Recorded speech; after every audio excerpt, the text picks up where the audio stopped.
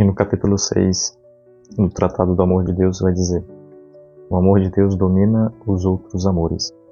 A vontade governa todas as outras faculdades do espírito humano, mas é governada pelo seu amor, que a torna tal qual ele é.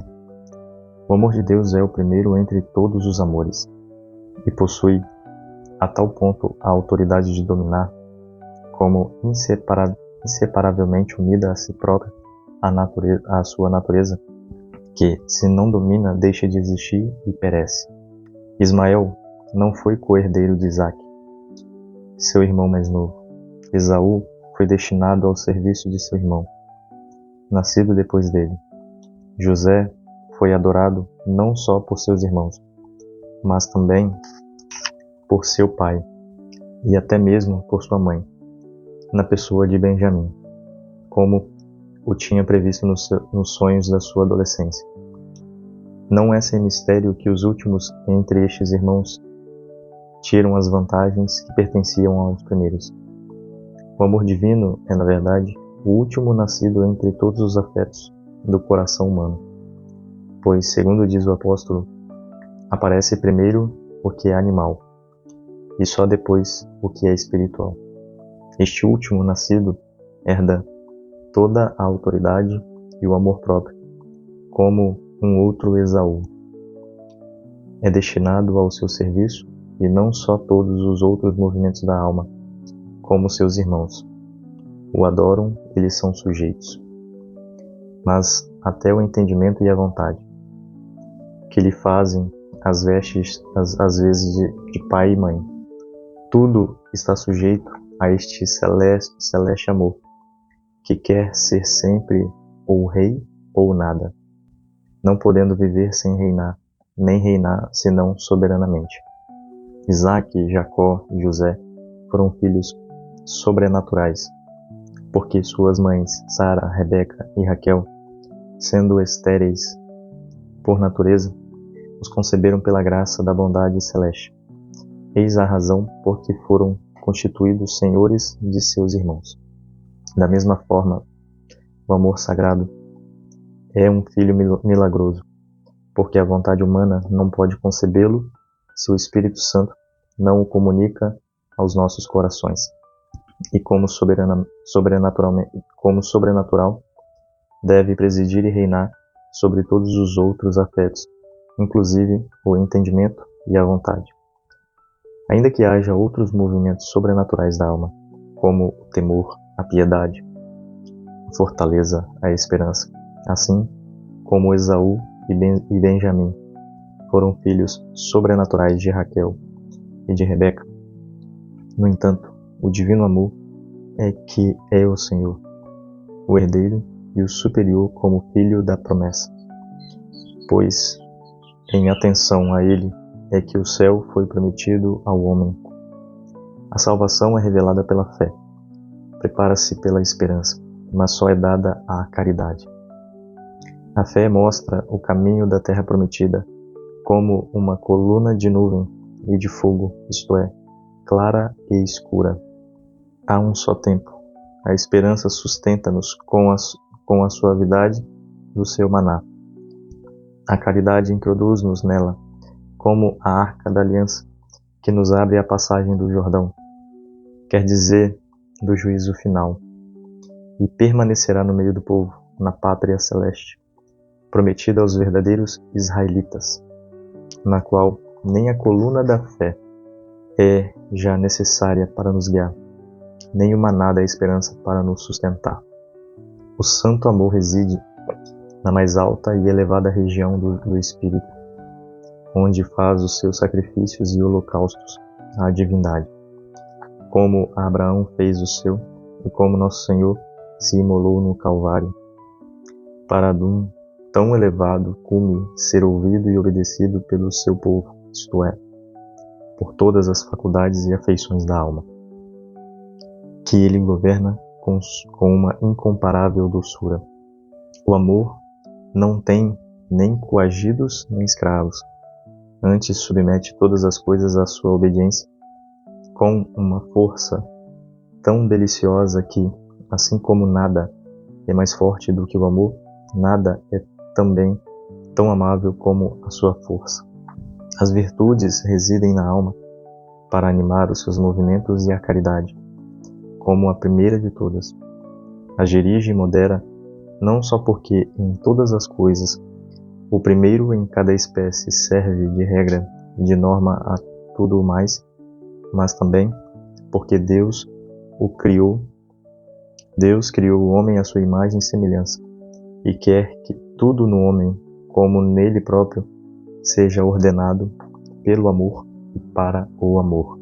Bom, há amores que fazem barulho, e eles chegam como música alta num ambiente silencioso. A vontade de vencer, de ser reconhecido, de possuir, de ser amado, de ter razão, são desejos que queimam no peito como o café forte numa manhã fria. Alguns passam rápido, outros criam raízes na alma.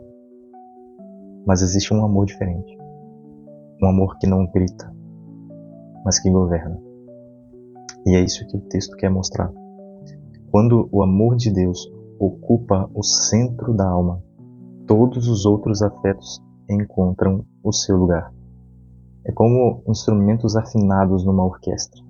Nada deixa de existir, mas tudo passa a obedecer a uma harmonia maior. Sem esse amor, a pessoa ela vive fragmentada. É como uma casa iluminada por vários aparelhos pequenos, mas sem uma energia principal.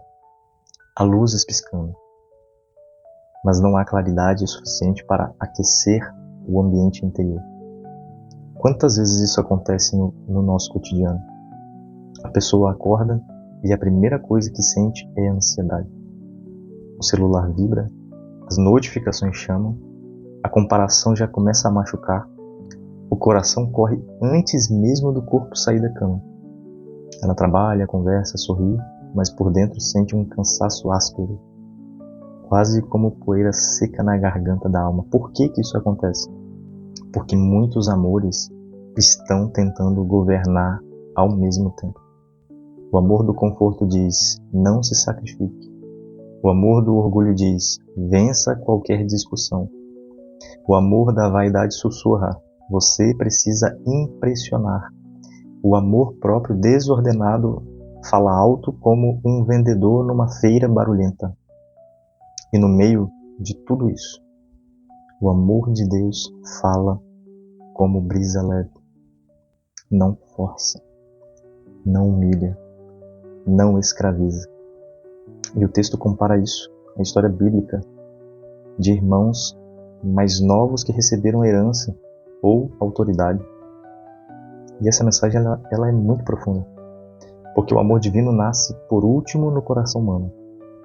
Primeiro vêm os instintos, os impulsos, os desejos imediatos. E depois, lentamente, nasce o amor espiritual.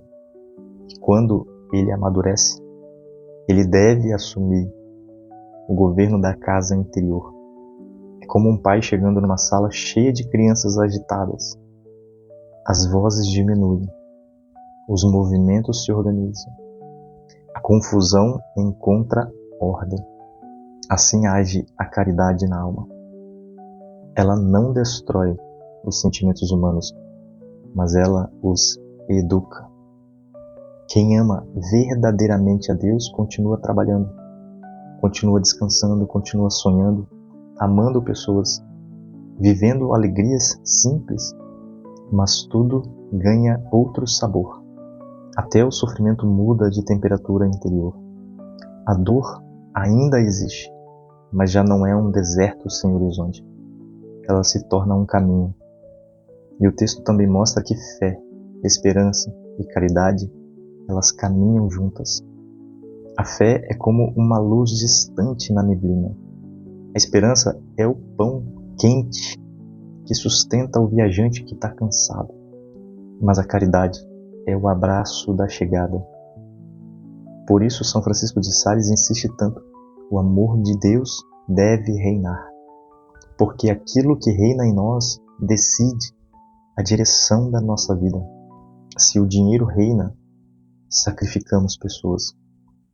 Se a vaidade reina, sacrificamos a verdade. Se o prazer reina, sacrificamos a alma. Mas quando Deus reina, até as feridas começam a respirar paz. E existe um tipo de silêncio que só aparece depois da oração sincera. Um silêncio morno, semelhante ao som da chuva quando cai a noite, enquanto a casa inteira descansa. É aí que muitos percebem: o coração humano, ele não foi feito para ser puxado por 1000 desejos contraditórios, mas para encontrar unidade num amor maior. E talvez seja isso que mais falta hoje. Não mais informação, não mais velocidade, não mais estímulos, mas um amor capaz de colocar ordem dentro do caos invisível da alma.